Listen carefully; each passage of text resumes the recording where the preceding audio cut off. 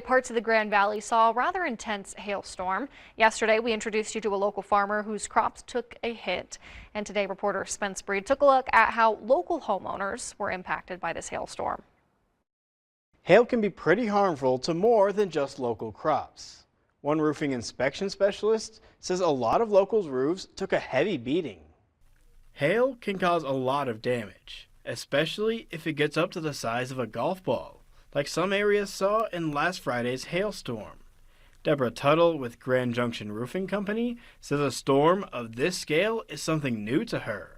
I have lived here my entire life, and I've never seen a storm like this.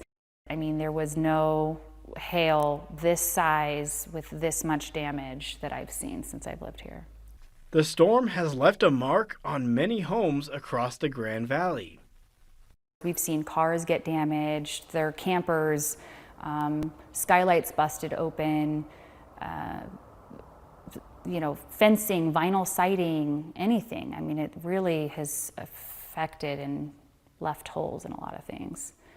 The damage that's been done to these homes isn't something that can be ignored.